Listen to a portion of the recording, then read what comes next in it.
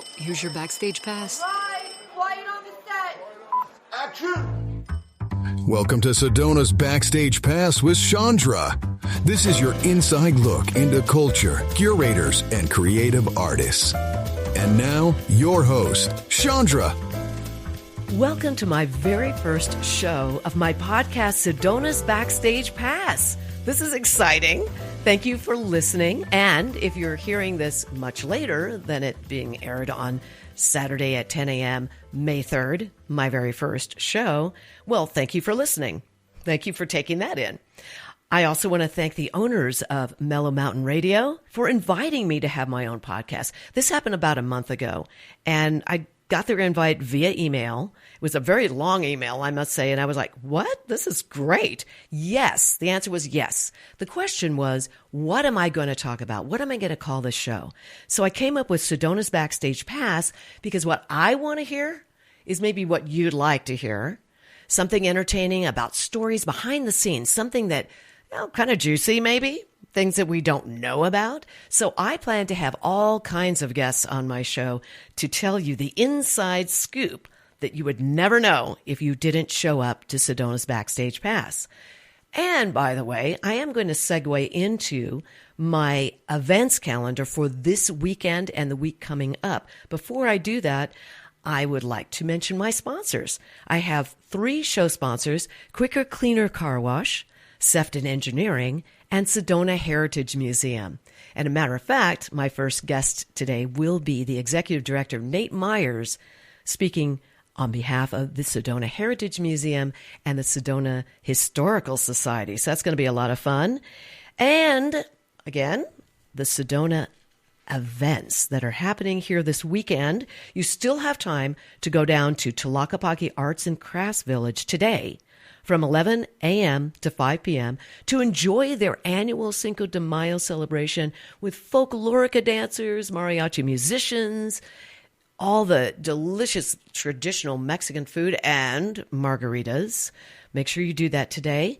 There's no admission charge. Just take the whole family or take your girlfriend and boyfriend or your husband and wife. Just go have fun. All right? It's an all-day event. I love that event. Now, go back there on Sunday and Monday, May 4th and 5th, from 5:30 to 7:30, if you go to Tlaquepaque's El Rincon restaurant. Over there, you can take in the beautiful sounds of master guitarist Gaetano and friends. They'll entertain you with traditional flamenco music, including a beautiful flamenco dancer. Lots of fun. And mark your calendars for this coming Friday, May 10th, as the city of Sedona is again starting up their free admission Red Dirt concert series at Posse Grounds Pavilion. This is going to be fun. We've got Foxy Koshka, I think that's how we pronounce it, and Craig Yarborough. Again, the admission is free and it's from 5 to 8 p.m. And I just want to mention Vino de Sedona because I have a friend that's going to be there from 6 p.m. for a couple of hours on Tuesday, May 6th. That is Alex Ogburn. He is a fantastic guitarist. And by the way, he's a right-handed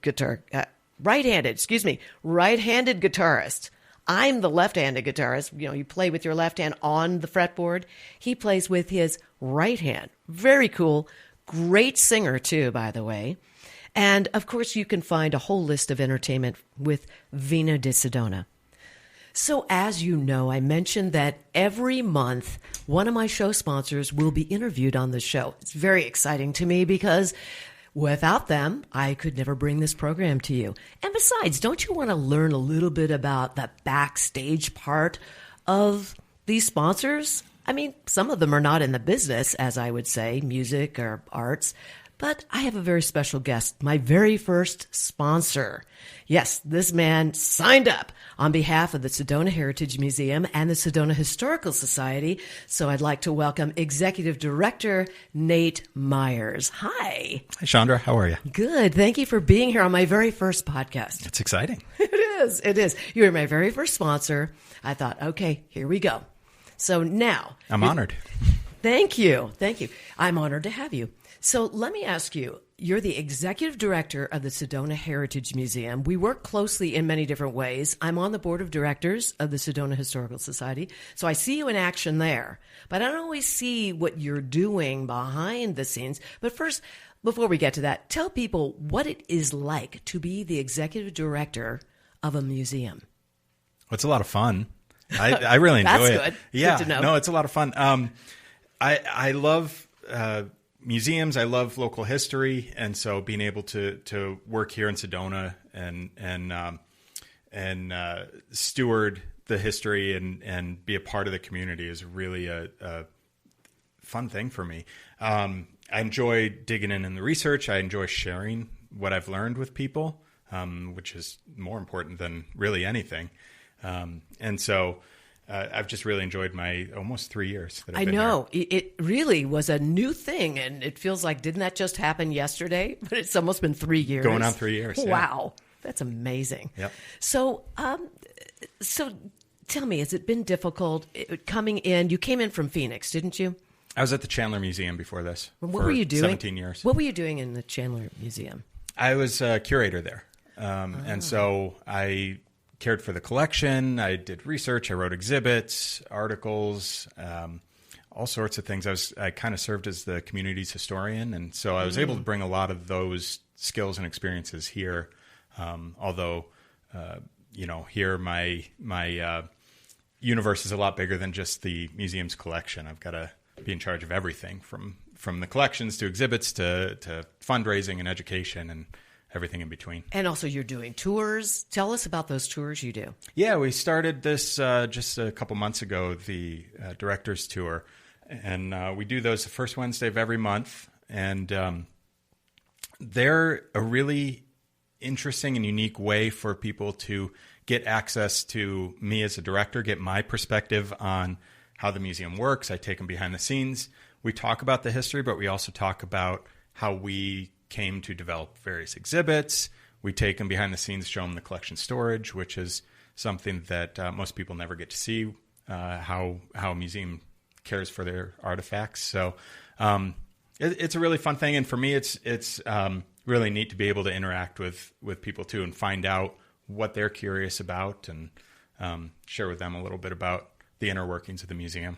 Love that. I know that back room with all those. Oh my gosh, that's amazing. For those of you who are listening, you have to take that tour.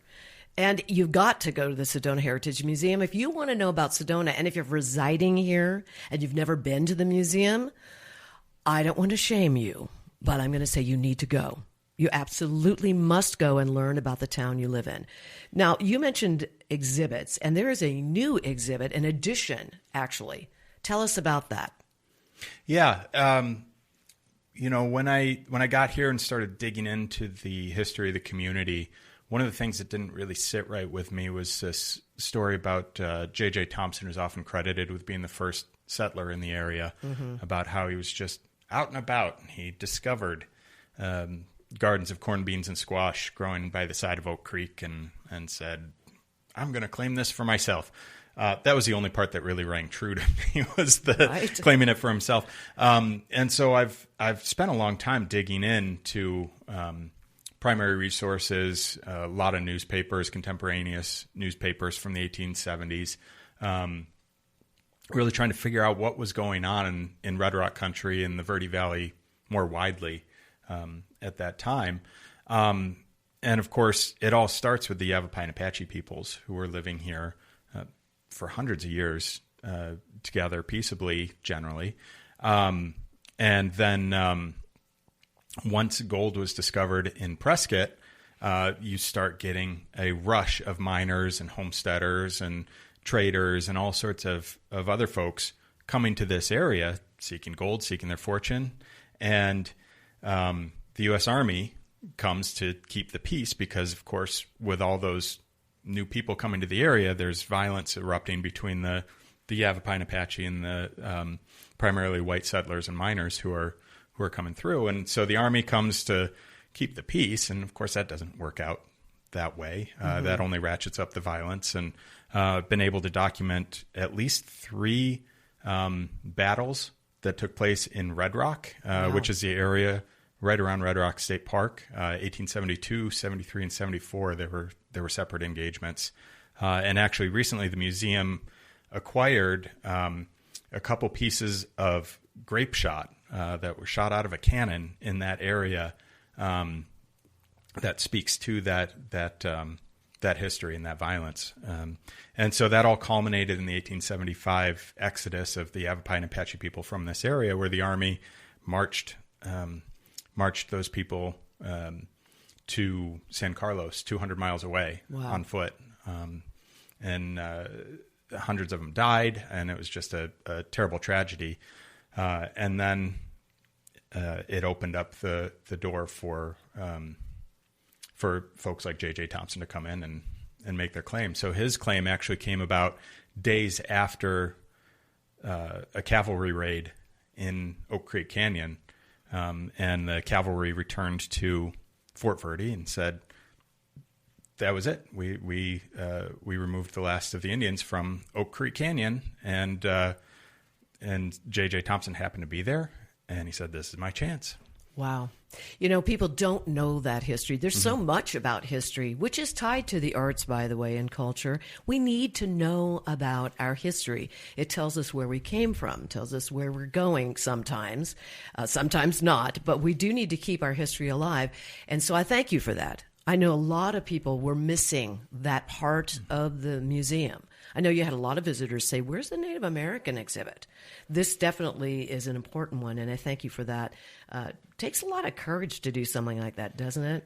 Well, in a way, I guess you could say that, but does it take courage to do what's right? I guess sometimes it does. Yes, it does. But I don't view it as courageous. I view it as doing my job. Good for you. It's my job to get to the bottom of the facts, interpret those facts, share those facts, and the interpretation of those facts with our visitors and with our community, so that people get a fuller understanding of this place they call home or this place that they're coming to visit. When you came on board as executive director, you also cleaned up a lot of the exhibits. Things are authentic. They are the real deal. There's nothing that is portrayed as or anything like that, right? And you mentioned the cannon, the small little cannon balls. The grape shot. The grape shot. Incredible.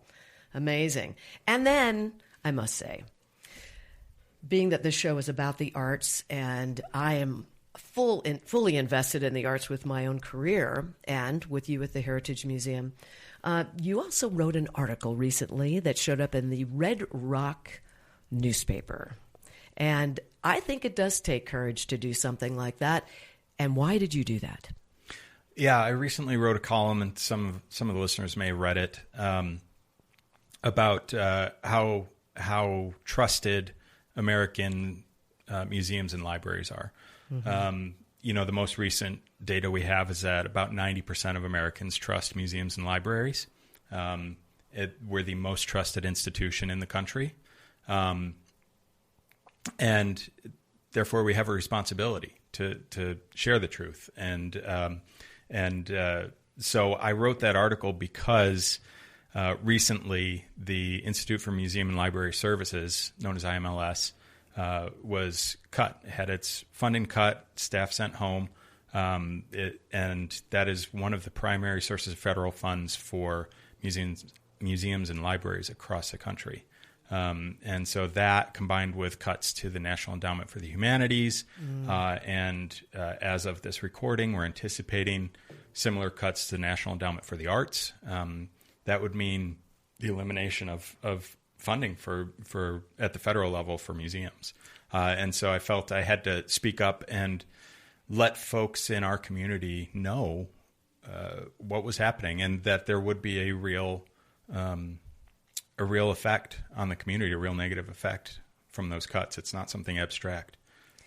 Yeah, that's really a shame. I'm a big sports fan. I am. But always in school, it was always, the arts always got cut. Their funding was not as much as for sports events and teams. I love sports because it's team building. And that's actually what the performing arts are. Mm-hmm. When we do a show, which I'm going to get to in a moment because you're involved in the show that I'm in and also the composer of and co-producing with you. When you're in a show, it's a team. It's a team effort. So it is very similar to sports, as you know. And, of course, history, as an actor, we have to do our studying. We have to do our backs, really study who we are and all that. So history is very, very important to the performing arts. And I'm really glad you did that article. Thank you so much for standing for the arts and also museums and libraries. So now I have to ask you, did you ever think in a million years that you would be thrown into the arena of an actual musical? It's historical, right? But you're a co-producer now. What does it feel like to be working with 5 female actors? Not that that's an issue, because after all, doesn't matter if you're female or male. I know a lot of divos out there. We are not divas or divos. And then we're 2 musicians. So there's 7 of us that you're dealing with. And now you've been thrust into this executive producing role. And of course, the Historical Society is on board. So tell me about how this feels. Yeah. So you're referring to the Dead Quilter Society? Yes, I am. Yes. I am. So for listeners who don't know, the Dead Quilter Society is we're billing it as a new musical dramedy that Shondra, you wrote the music for, and our friend Dev Ross wrote the script for. And it follows the stories of 5 women with ties to Sedona in the Verde Valley. And the premise is that they're in the afterlife and they're meeting and working their way through the 12 steps of being dead. And so every once in a while, periodically, they get together and discuss certain topics. And so the topic here is regrets and unfinished business. And so they kind of sit around and they quilt and they talk about their regrets and unfinished business from their living selves. And for me, I'm always interested in expanding the audience for the museum, sharing stories in unique and innovative ways, and getting the history out there. And so when you guys came to me with this idea, I was excited about it because this does just that. I didn't see it going as far as it has. I mean, it's bigger than I thought it would be. I thought we'd perform it a couple times and be like, okay, what's next? Right. But it's really taken on a life of its own. And, you and Dev always keep reminding me that, hey, you're a producer now. You've got different duties you have to pursue. I know. It's like you've got to think about this differently. As if you needed any more on your plate. But what's it like to be like, okay, we did a show. We did 2 shows this last weekend. Mm-hmm. Friday and Saturday, we're at the Old Town Center for the Arts. Big shout out to them. They're a wonderful group over there. Great vintage theater with lots of wonderful concerts and shows. And neat little theater, yeah. Really cool. That's near Main Street, right on going into Cottonwood. And you're backstage with us, and we're involving you in what we do. We put our hands stacked together. It's something that actors do, is you come together, you're bonding during setup and all of that stuff. And then right before you go out, we do a little thing. We put our hands all together, and we, wah, something, whatever we say is a word or 2. And you've been involved in those now 4 runs of this show. Mm-hmm. Heritage Museum twice. It was November 24, and then January 25, and then we were there again in March at the Mary Fisher Theater, I should say, and now the Old Town Center. Mm-hmm. And each time you've been involved in that circle. How does that feel? You guys only brought me into the circle at Old Town Center for the Arts. That was the first time I was a participant in that. So it was an honor to be brought in and good. Be part of that tradition. But see, it's developing. Just like the show is developing. Mm-hmm. Yeah. What was it like that one night, on Saturday night, we had I'm going to tell you a little backstage thing, although it wasn't that backstage. On Saturday night, we had a little thing happen to our sound. It was a big whoo. It was like a thunder. Twice it happened right in the middle of Gail Edwards, TV star Gail Edwards' monologue, which she was talking about. She is Marguerite Strad. And she's talking about the Chapel of the Holy Cross. That's what she brought to Sedona. It was her. She founded the whole thing. It was her vision. And what did it feel like when that moment happened? I know what it felt like for me, but I'm curious. You're an executive producer. This is your show as well as ours. Well, panic. But also, there's nothing I can do. I'm sitting in the audience, and the most I can do is quietly make my way to the sound booth and say, "What was that?" And right. we were able to determine it was actually the wireless on your guitar. Lovely. My fault. I don't think it was your fault. It was just around something with that happened. Guitar, yeah. And so I crept up to the base of stage trying to be a little bit in the lights right. and get your attention. And I tried from both sides of the stage because I was frantically making a guitar strumming motion to try to get your attention. You were so into what was going on stage, you never even looked out. And so after I literally was trying for about 20 minutes to get your attention. And finally I said, well. From my point of view, yeah. I saw you stage audience right, my stage left. I'm seeing Nate. Now, that's where you were sitting there on Friday. And then all of a sudden, you're to my right, and you're very intensely looking. I'm like, wow, how did you get over there? And then I turn around, and I think I see you again on my left. Like, what is going on here? You didn't like your seating? I don't know. But Yeah. I did not see the strumming part. Well, you were, so when we made eye contact, you were in your monologue. And that wasn't going to be an appropriate time Oh, yeah, not good. to do that. Like, that would have tripped you up, and you would have been like, huh? Right. So I was kind of like looking at you, trying to like transmit ideas through my eyes or like brainwaves or something. Like you became Sedona-like. You were doing the Sedona thing. Right. Like send the psychic messages. Send the vibes out. Yeah, send the vibes out. Well, I actually did look at my guitar at one point to go, I wonder if it's my guitar. But then I noticed my guitar was not on so much. But, good sound guys. We had a wonderful audio tech. Shout out to Logan from Old Town Center for the Arts. Did a great job because he turned my mic up a little bit, my Countryman wireless mic, and it did pick up some of my guitar. So I play pretty hard anyway. Mm-hmm. Well, first of all, I just want to thank you very much for being on this show. My show. My God, it's my podcast.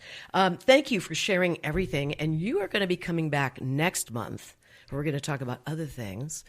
Maybe some, we'll find out behind the scenes of the museum this time what's going on. So big thanks to you, Nate Myers, Executive Director. Go down to the Sedona Heritage Museum. Say hi to Nate. Thank him for all that he does. And also, you want to make sure that you take all the opportunities. There's all kinds of events there, showing movies, chuck wagon dinners, and all kinds of really great things to check out. It's also a wonderful venue if you're getting married, or if you have an organization that wants to have a big picnic outside, or maybe you have a show you'd like to bring to Nate. Just make sure you contact Nate Myers at the Sedona Heritage Museum, and a big shout out to the Sedona Historical Society as well. Thank you so much. Thank you. Well, it's time for a commercial break, so stay with me.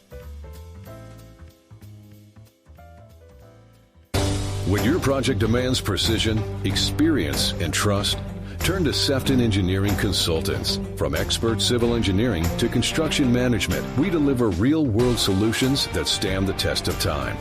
With over 30 years in the business, Luke Sefton's team is committed to getting your project done right, on time, and on budget. Sefton Engineering Consultants. Reliable, experienced, personal. Learn more at SeftonEngineeringConsultants.com.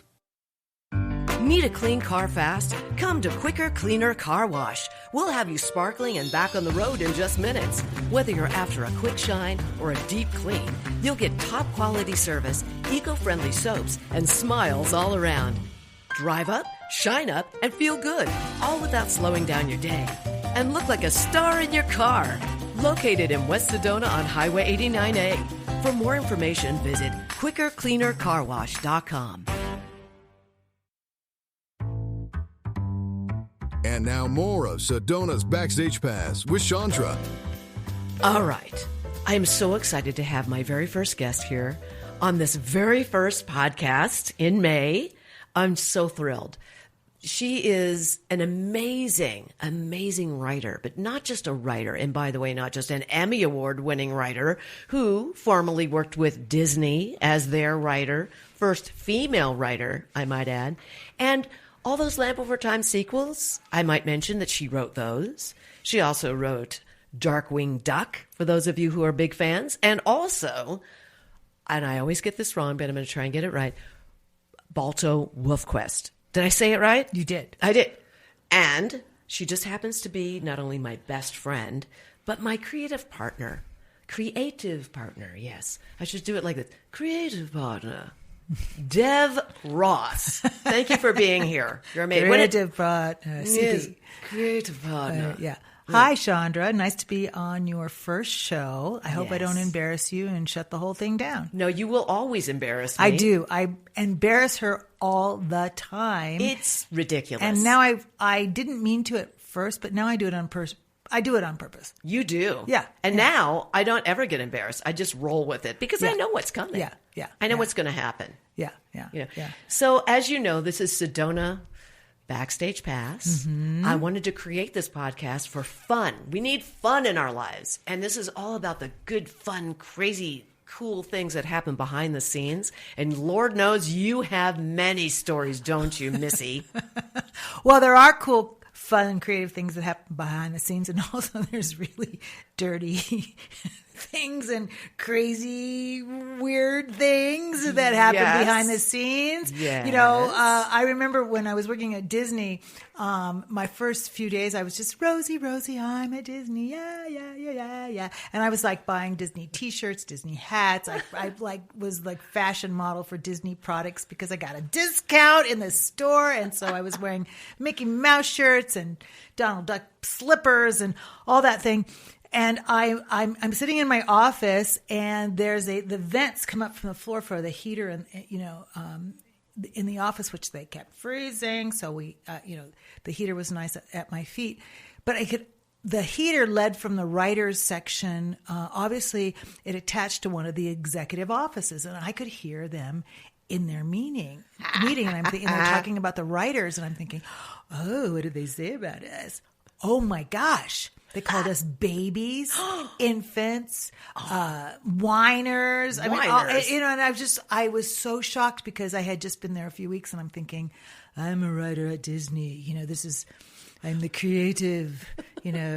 I walk on clouds, and then you hear the business people talking, babies, whiners. Oh, the writers are going to so whine over this, and I started to realize that we at Disney as writers were necessary evils because the suits couldn't write that stuff. That's true. We were necessary evils that they really disdained because they felt we, wanted too much.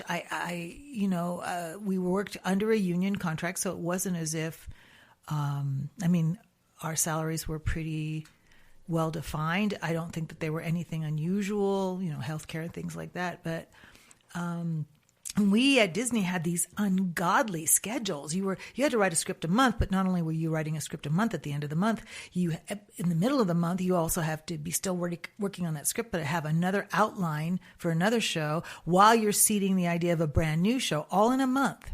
Unbelievable. To meet an amazing schedule that you had to hit in order to keep costs down. And so if we whined, it was just because we were tired.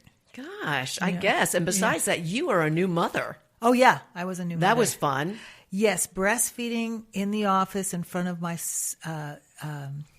story editor. See, Ryan is like, I'm looking at her. Yeah, I'm looking at one of my producers. Well, I was like, who's engineering this, and he's like aghast. Well, at some of the things already. You haven't even got to the juicy part yet. The old days, they didn't have childcare or anything. And, one day I didn't have childcare and I couldn't drop the baby off. And I said, I have to bring him in. And he goes, well, you have to do notes and we have to get the script done. And so the baby was crying and he said, stop that baby from crying. And I went, there's only one way. I have to stick something in its mouth. And I did. And I thought he was going to fall backwards off his chair. But when was this? What year was this?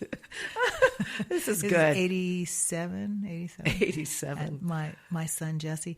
Yes, who was just at our show on Saturday Yeah, night. yeah, yeah. He's no So- longer a child, let me Yeah, just say. yeah, he's Good, no longer- strapping, good-looking, married young man, Yeah. I might say. With his own kids. Yeah, and I used to strap Jesse up in his little Johnny jump up. They don't even do him anymore, but from my office door, and he would go pong, pong, pong, because I would That's be about writing. right. You know, That's about right. I had no daycare for him on weekends, but a lot of times I had deadlines. Wow. And so I had to go to my office and hang him from the office door, and he'd go wrong, wrong, wrong when I'm trying to write. You know, so it was pretty crazy. Now, my daughter, when I brought her in one day, she went crawling down the hallway, and I was keeping an eye on her as she was crawling down because I was talking to somebody, and then I see her turn a corner into an office, and I excuse myself and I run after her, and by the time I got there, she had taken lipstick and had decided to draw Oh, no. all over their white sofa. Oh, no. So I spent the rest of that day cleaning Wow. lipstick off of a sofa. That's good so yeah, stuff. I would schlep my kids a lot into these situations, and no wonder they hate me now. I don't. Yeah, know. that's no, it. they don't. I think that's Yeah, the no, reason but they- right there. I think they're- they've been I think they're disturbed well, over this in a good way. some way. They're in a good way. They had some experiences, but yeah, being a young mother and working at Disney, the family place, which is not really the Yeah. family place. It's not really the family place. It's a family place if you were a man and your wife was home taking care of the kids. That was beautiful. But if So- you were a woman, you took your kids with you, and then they did bad things in the office. Yeah, so, like a lot of people don't realize that these parks, I've got stories about SeaWorld. I worked there 4 times in my career, and there's some very interesting stories Oh, yeah. there. Oh, yeah. And like that, there are the Disney stories. Tell us one of the juiciest, craziest, behind-the-scenes things that nobody would ever know except for me, because I'm your best friend. I think you did tell this story, though, because you were a speaker at the Heritage Museum. Yeah. Do you feel comfortable talking about Well, that? yeah. I mean, Because- I think the thing is that, back then in the olden days. Yes, you do it in an old voice, in the please. olden days, before women had a voice and could go to HR and complain about their male boss hitting on them, we didn't know to say anything. It was just the way it was. Right. And so one day I pull up into my desk, and I do not sit demurely. I sit like a guy with my legs askew. Thank And, because it's just more comfortable. And all of a sudden I feel hot air come reaching a certain sensitive spot. you. Uh-oh. And I pull my desk away and I look down, and there's my boss. Your boss. Under my desk. Like, how many months were you there before that happened? Maybe 3. Yeah. 3 Yeah, months. under my desk. Unbelievable. Laughing uncontrollably because he thought that was just so funny. And then, we have to, and then he said, okay, well, come on out. We have a meeting in 10 minutes. We're okay. Yeah. Yeah. And there were other guys there that pulled off my shoes and wouldn't give them back to me, threw them on the roof. So I had to go climbing on the roof of the studio to get my shoes. And then, Wow. yeah. And then one day, okay, this is really big. So we're doing the Disney Debs. There's a big thing on the Disney lot, and there's like 2,000 people there, and we're doing a big Disney celebration. So by this time now, it's a couple of years later, and we've hired a handful of women writers, and there's a lot of women artists now. And so we decided to do the Disney Debs, and we dressed up in these debutante dresses and mouse ears, and we were doing a whole singing thing. And I'm thinking, oh God, I finally get to sing and dance again, because I started off as an actress and performer. So I'm dancing around, and all of a sudden, light bulbs are going up, pop, pop, pop, pop. That's in the day of cameras with, light bulbs, and they're pop, pop, pop, pop. And I'm going, oh man, I've got it. I've still got it. I'm so good. Then I look down because I feel a breeze, and my dress had dropped to my waist. And I was not wearing a brassiere. I was hoping you would tell the So story. there's pictures all over. I have them at home because many people sent me them. And then the next day when I got to my office, I had flowers all over and several proposals of marriage. I love it. It's so funny. And everybody, oh my everybody gosh. was like, "How are you ever going? Are you going to need therapy? Or Therapy? how are you going to get over this?" I went, "I just only wish I had more to show. That's all I can say, so I can brag a little bit more." That's very funny. But it's just I love like, it. what are you going to do? What are you going to Their do? breasts, they were exposed to all my Disney fellows. This is Disney, everyone. And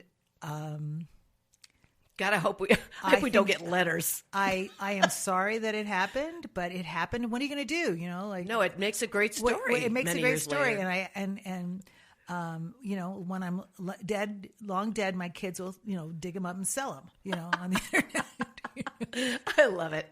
Actually, it's not a bad idea. You actually could sell them now. Yes, You could sign them at our shows. and you know that is a really good idea. it actually is a Wow. good idea. I'll tell you what, I'm quick. Okay, I'm going to give you 10%. I think I'm always thinking promotion. I'm going to give you a cut because that is such a good idea. Good. I could use it. All right. So make sure it's cash. I won't have to claim it. Did I say Okay, that what on- am I paying? Did I say that on the Okay, air? what am I paying you now? Well, I think you'd be very distressed if I told you, especially on the air. If it's zero, I want you to double that, baby. Oh, because that's right. what I'll pay you. I'm happy. That makes me so happy. Okay, so that was you Wow, know that's I good top that stuff. story. You know that was I don't like, know. That was pretty incredible, and there were many concerned individuals for my mental health. But I went, yeah. What are you gonna do? That's right. What are you gonna do? What are you going to do? Yeah. Well, you're going to sell them. You're going to sell them I'm at our going to sell shows. them. Yes, I think that's a great idea. You know, I have to say that Dev and I actually met when my husband, Tom, and I moved here from San Diego. We were here in July of 2002. And it didn't take but maybe 5 more months before he was cast at a regional theater here at the time. And who was playing his wife in that god-awful play. It actually was a good play. It was just a different version. Well, okay. I was trying to be nice. I got an ulcer during it. Yes, you did. And Dev would come over and they would rehearse. It was the English version of this play. I won't mention it. And it did make Broadway and all that stuff. So it was okay. But this was the English version. And the two of them were pulling her hair English out. as from England. Yes, but it was that kind of humor. And there were many things about that play that were just kind of odd. So the humor was not like we didn't get it. You know. Anyway, the point of the matter is I kept telling Tom, stay with it. There's something here. Well, that something ended up being you playing his wife. And I remember people would get us mixed up all the time. At any cast party, like, Shondra, you were brilliant in the show. No, that wasn't me. That was her standing across the room. And then we finally, and it was happening the other way around, I think. Or were they saying, Oh, no, people have God, you were always- terrible, Chandra. No, and it was you, people are always right? saying, "Oh, Shondra, what a great singer you are." I go, "I'm great, but I'm not Shondra." And also, too, Shondra is as big as my small finger. She is so skinny and thin. I am not. So, Not now. You are now. well, I am now, but that's Yeah. a long story. Yeah, so I think it's just because we're both crazy blondes. Yeah, I was going to say, be careful. Yeah, crazy kind What'd of you say? out there blondes. Yeah. And yeah, we have a lot Speak of our energy. minds, and we have a lot of energy. Yeah. So we've been working together ever since. And for those of you who've been here for a while, we were in Nonsense 1 and 2 together. We really bonded. We created Sedona Youth Theater. God, this is sounding like a shameless Chandra spot, which will come up later in the show. But at any rate, the thing is, we have written 6 musicals together. We just finished the Dead Quilter Society. Our last run of 4 runs was just this last weekend.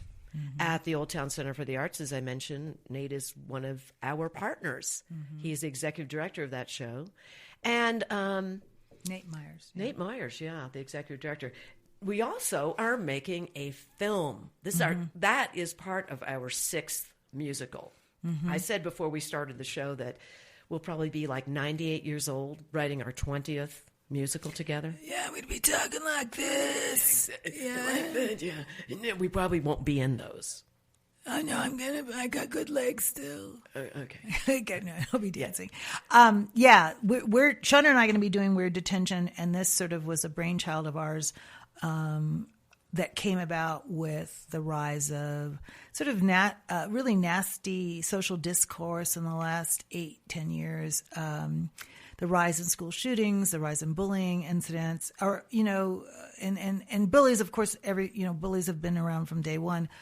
But because we both work with students, I work all over doing artists in the classrooms, artists in residencies. I've worked with a lot of kids. I've been through 2 school shootings. Luckily, they ended up to be fairly benign. But seeing the fear on those kids' faces, I talked to Shondra, and we both knew we needed to do something. Right. And so we decided to create a movie that will, we hope, stop violence before it happens. It's not about gun control. It's not even necessarily about bullying per se, though those things do come up to a certain extent. But it's really about communication, learning to speak and identify your feelings, and to find community and friendship and intimacy with one another. And I'm not talking physical intimacy, but intimacy and communication with one another so that kids feel heard. And we did, Shondra, and I did all kinds of research on the number of kids who are considered normies, regular kids who feel so alienated and disconnected and as if they don't have a single friend that they can really talk to. And we thought, gosh, we got to turn this around and get kids really discussing how they feel. I would ask kids, how do you feel? I don't know. Well, can you identify anything? Pull a thread out. What is that? Is it fear? Is it, I don't know. And they're awash in this sort of isolation. So we wrote a short film. Shondra, once again, knocked it out of the park with her music. Thank you. We still need donations, and I'll let Shondra guilt trip you into that. She knows me well. But we're shooting in mid-July, and we'll be shooting in Sedona or in Cottonwood. We're using all local people. We are bringing in 2 ringers, 2 great singers from Los Angeles, but everybody else in the cast is a local. We're using a local director, Amy Waddell, we have a producer, we have a great assistant director who's worked in the industry for 40 years on film and television and commercials. We have, a very, very professional group come in. We're going to really mentor the kids too. So we will be producing this film, editing it, and then giving it out free to communities and to schools. And if anyone's worried that it's preachy or it's, anything that would be uncomfortable, it is like a musical breakfast club. It is. It is. If you enjoyed that movie. Yes. And if you want to know more about that and actually see a presentation, because we did 3 presentations last year, I want to do a little shout out to all of the sponsors that have come on who are doing in-kind sponsorships, such as Gerardo's. That is great restaurant. And Gerardo himself is such a wonderful philanthropist, and he donated all the food to those presentations. And I'm talking elaborate. And so if you want to see a presentation, visit WeirdDetention.com. Half of it was at Mary Fisher, Sedona International Film Festival. Thank you, Patrick Schweiss. And then the other one was at a private home of someone that we adore. And then also, that's Mike and Christine Schrader. Thank you, guys. And then we also did a presentation at Gerardo's. He gave us the restaurant and fed 70 people. It was amazing. You can watch cherry-pick scenes and a few of the songs. This is not the movie. It is not the production. It's only cherry-pick scenes and songs, but it will give you an idea of what this movie is about and how we're going about getting the message to young people through edutainment. Nonviolent communication. We're really mentoring youth to be able to express themselves in a nonviolent or blamey manner. And oftentimes people have come to us and say, well, adults can use that too. Sure. And the kids in our schools are hurting. Right. I've been there. Shondra's been there. I've seen it firsthand, up close. They are hurting. They are not all of them, but there's programs, lots of programs for kids who fall through the cracks, who really need special help. Restorative Justice does a great job with that. There's lots of organizations, but we are reaching out to those kids who, you would never think that there was a problem. I have a good friend whose son turned out to be a shooter. Thank God it turned out to be a handleable, benign situation. She didn't know. She didn't know, and she didn't know even how to begin to find out why he felt so isolated or what happened.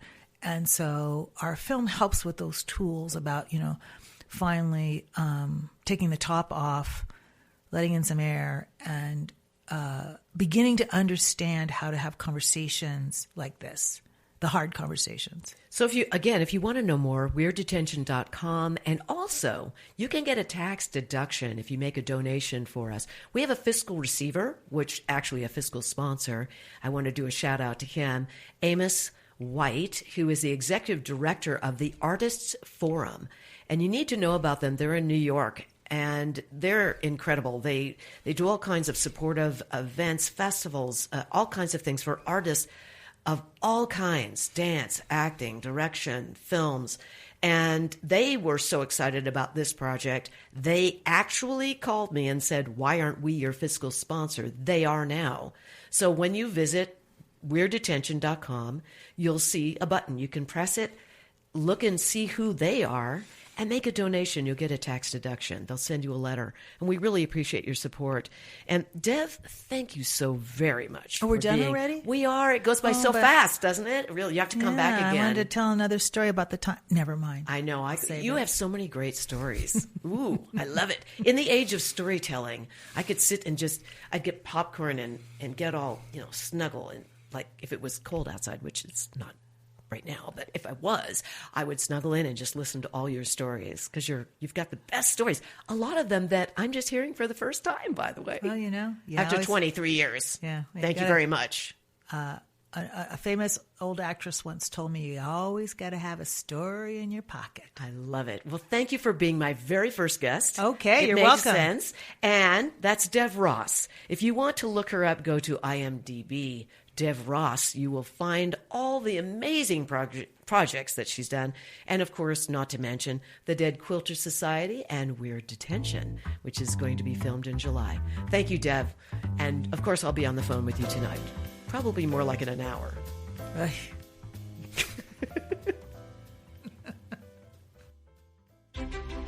You've explored the trails, stood in awe of the red rocks. Now, discover how Sedona became Sedona. The Sedona Heritage Museum tells the story of Red Rock country, from ancient cultures to today's vibrant community. It's interactive, family-friendly, and open year-round, indoors and out. Sedona Heritage Museum, preserving and sharing the soul of Red Rock country. Plan your visit at sedonamuseum.org or call 928-282-7038. Want the ultimate backstage treatment? Sedona's New Day Spa delivers the VIP experience you deserve. From soothing massages to revitalizing facials, they'll pamper you like a true star. Locally owned and nestled in the Red Rocks, it's your private escape to recharge and shine. Schedule your VIP experience now at SedonaNewDaySpa.com and step into the spotlight feeling brand new.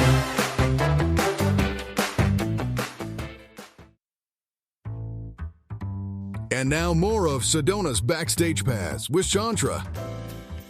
Thank you so much, and welcome back to our show. Oh, this music tells me it's time for a feature that's always in the show called Shameless Shondra. Many of you know, and some of you don't know, that I'm a private voice, acting, and stage performance coach. And I also teach guitar, by the way. And most of my students come to me privately in my studio, and others, even though they're locals, they book sessions online to make it easier with their schedules. And I also coach many students online across the country. I've coached students in New York, in Wisconsin, Texas, California, New Mexico. And if you're interested in having a private voice acting or stage performance coach, contact me. Go to my website, shondramusic.com, click on my coaching page, and you'll see all the things that I offer. It's really fun, I promise you. I always make it lots of fun and interesting, and you'll get tips from someone who's actually performing in the business for like 48 years, all right? Of course, I started when I was 5. Just keep that in mind. shondramusic.com. Send me a message. Thank you so very much for tuning in. And remember, you can find this podcast on Apple Podcasts anytime you want, on Apple Music. And I want to thank my guests today, Nate Myers, the Executive Director of the Sedona Heritage Museum. If you want more information about the Sedona Heritage Museum, make sure you visit sedonamuseum.org. There are so many events. We've had shows there. We have the Chuck Wagon, dinners and the movies, all kinds of wonderful things. And of course, as I mentioned, it is a fabulous place to have your wedding ceremony. All right. Now, my other guest, I'm sure you enjoyed her thoroughly, incredible stories, is my creative partner, Emmy Award-winning writer, Dev Ross. Visit her IMDb, and you are going to be amazed at all the things that she's done. Matter of fact, if you walk into the Sedona Library in the children's department, you'll find all kinds of books from Scholastic written by Dev Ross, former Disney writer.